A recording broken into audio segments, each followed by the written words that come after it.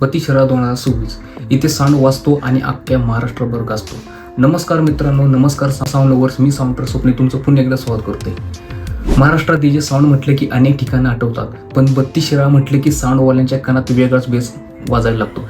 कारण बत्तीसराची ओळख फक्त नागपंचमीपुरतीच मर्यादित नाही, तर इथल्या डीजे साऊंड, बँड आणि समोर मिरवणुकीचा जल्लोष हा आता महाराष्ट्राच्या साऊंड कम्युनिटीमध्ये वेगळीच ओळख निर्माण झाली आहे. आता 2026 मध्ये सोशल मीडियावर बत्तीसरा नागपंचमीच्या साऊंड कार्यक्रमांची जोरदार चर्चा पाहायला मिळते.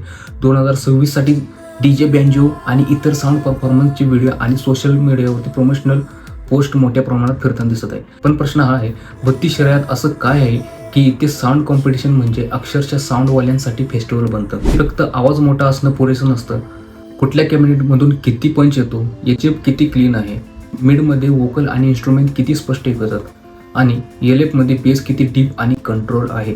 त्याचबरोबर DSP ट्युनिंग अशा बऱ्याच साऱ्या गोष्टी आपल्याला बघायला भेटतात. आणि सगळ्यात महत्त्वाचं म्हणजे पूर्ण साऊंड सिस्टम एकत्र वाजताना त्याचा इम्पॅक्ट कसा येतो आणि या प्रत्येक साऊंडचे प्रत्येक अशी कॉम्पिटिशन होतात आणि कोणाचा साऊंड कोणावरती भारी पडतो हे पण आपल्याला बघायला मिळतं. यामुळे बत्तीसरात साऊंड कॉम्पिटिशन पाहताना साऊंड लव्हर्स फक्त नाचत नाहीत, तर ते साऊंडची क्वालिटी, क्लॅरिटी, बेस आणि सेटअप अक्षरशः एकूण जज करत असतात.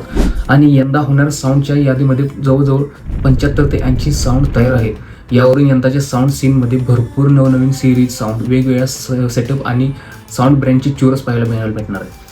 आणि एक गोष्ट विशेष म्हणजे बत्तीसरा म्हणजे स्थानिक साऊंडची स्पर्धा नाही. इथे साऊंड कम्युनिटी मधील लोक महाराष्ट्राच्या वेगवेगळ्या भागातून येतात, आपले सेटअप घेऊन येतात, कॉम्पिटिशनमध्ये आपली ताकद दाखवतात आणि मग त्या साऊंडची व्हिडिओज इंस्टाग्राम, फेसबुक आणि यूट्यूबवरती व्हायरल होतात. म्हणूनच साऊंडवाल्यांमध्ये एक वाक्य नेहमी ऐकायला मिळतं, बत्तीसरात जो वाजतो तो अख्ख्या महाराष्ट्रात गाजतो. आता दुसरी गोष्ट म्हणजे रील कॉम्पिटिशन. आजच्या काळात साऊंड जितका महत्त्वाचा तितकंच त्यांचं सिनेमॅटिक व्हिडिओज, रील प्रमोशन महत्त्वाचं झालं आहे. बत्तीसरामध्ये अनेक मोठमोठे मंडळ आहेत. त्यांची नावे सांगायची गरज नाहीत, कारण प्रत्येक चौकात, प्रत्येक गल्ली बोळांमध्ये अनेक मंडळं आहेत. यामधील काही विशेष मंडळांनी त्यांच्या सोशल मीडिया पोस्टमध्ये रील्स आणि कॉम्पिटिशन कंटेंट मोठ्या प्रमाणात आयोजन केलेलं आहे असं दिसतंय. हजारो रुपयांची बक्षिसे, आकर्षक भेटवस्तू असे लाखो रुपयांची बक्षिसे ठेवली आहेत. काही साऊंड पेजवर कॉम्पिटिशन एंट्री आणि सेटअप रिलेटेड पोस्ट देखील पाहायला मिळणार आहेत. म्हणजे आता कॉम्पिटिशन फक्त मैदानात होणार नाही, तर एक कॉम्पिटिशन साऊंडची आणि दुसरी कॉम्पिटिशन कंटेंट क्रिएटरची. कोणाचा सेटअप भारी, कोणाचा बेस भारी, कोणाचा साऊंड क्लीन, कोणाची लाइटिंग भारी, तर कोणाचं मंडळ सर्वात भारी हे ठरवणार सर्वात भारी रील आणि सर्वात सिनेमॅटिक रील. आणि म्हणूनच बत्तीसरा हे साऊंड लव्हरसाठी एक ठिकाण राहिलं नाही, ही एक साऊंड कल्चर बनली आहे.